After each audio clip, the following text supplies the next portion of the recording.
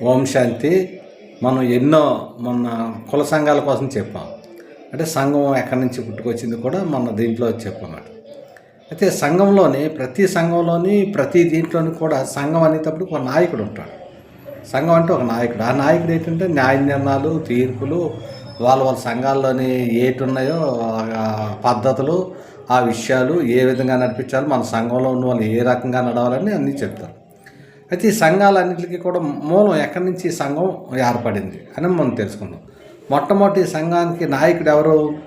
ఆది నాయకుడు ఎవరు? పరమాత్ముడు, శివ పరమాత్ముడు మాట.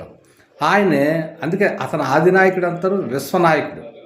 అంటే విశ్వంలో అందరికీ నాయకుడు. అంటే విశ్వంలో అందరినీ కూడా నాయకుడు అనేవాడు ముందు ఉంటాడు.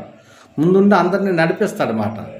ముందుండి నడిపిస్తూను చివరికి మళ్ళీ వెళ్తాడు, చివరిని కూడా తోలికెళ్తాడు. అతను వెళ్ళిపోయి అక్కడికి వెళ్ళి కూర్చుని పోడమాట. నాయకుల్లోని అంత నాయక లక్షణాలు ఉండాలన్నట్టు. ఈ లక్షణాలన్నీ పరమాత్మలో ఉన్నాయి. అందుకే తండ్రి పరమాత్ముడికి మొట్టమొదటి మీరు చూడండి, ఎటువంటి ఆటంకాలు కానీ విఘ్నాలు కానీ ఏవి కలగకుండా ఏ నాయకుడైతే నడిపిస్తారంట. మరి అటువంటి మొత్తం భారతదేశంలో యాదవేలు చూస్తే ప్రతి దేవుడికి ఆయా సమయాల్లో ఆయా టైంలోనే గాయయోగం జరుగుతుంది. వినాయకుడికి అలా కాదు. అంటే విశ్వనాయకుడు మాట. విశ్వానికి నాయకుడు. వినాయకుడు అంటే ఎవరు? నాయకుడు అంటే అదే తండ్రి పరమాత్ముడే. అతను అనమాట మెయిన్. అతను ఈ సృష్టి చుట్టూ, ఈ జ్ఞానం చుట్టూ తిరిగాడు మాట. మాతాపితల చుట్టూ తిరిగాడు. ఇది చాలా అలా డీప్గా వెళ్తున్నప్పుడే చాలా విషయాలు మనకు తెలుస్తుంటాయి. ఆంతరంగంగా వెళ్ళాలి ఈ లోతుకి వెళ్తున్నప్పుడు. ఇందులో ఏంటంటే సాక్షాత్ తండ్రి పరమాత్ముడు ఏం చెప్తున్నాడంటే, విశ్వనాయకుడు అయినప్పుడు అన్న కదా, ఎంత వెళ్ళారు కదా, ఇవన్నీ తెలిసినప్పుడు.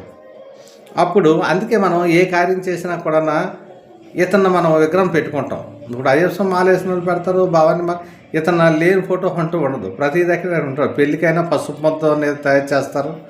ఏ కార్యమైనా ముందు రాటేసిన వినాయకుడు పసుపు మొత్తం చేస్తారు.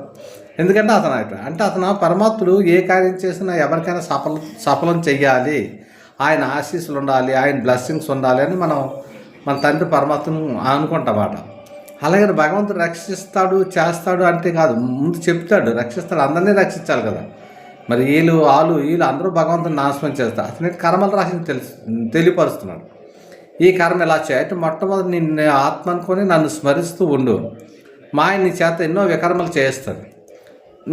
మనం ఎంత సత్కర్మ అవికర్మలు చేయించేటప్పుడు మనం దానికోసం భయపడిన అవసరం లేదు. ముందు పరమాత్మను పట్టుకొని పరమాత్మను శుద్ధి చేసి పరమాత్మని ధ్యానం పెట్టి పరమాత్ముడు ఏదైతే జ్ఞానం చెప్తున్నాడో ఆ జ్ఞానం శ్రద్ధగా విని దాన్ని మనం ధారణ చేసుకొని ఆచరించాలి. ఈ మధ్యలో మాయ వచ్చిన ఏం చేస్తుందంటే దాని డ్యూటీ దాన్ని చూసుకొని వెళ్ళిపోయినా అప్పుడు లెక్కాచారం క్లియర్ ఏంటంటే ఎప్పుడైతే ఆ చెక్ చేస్తుంది ఆ పరమాత్మ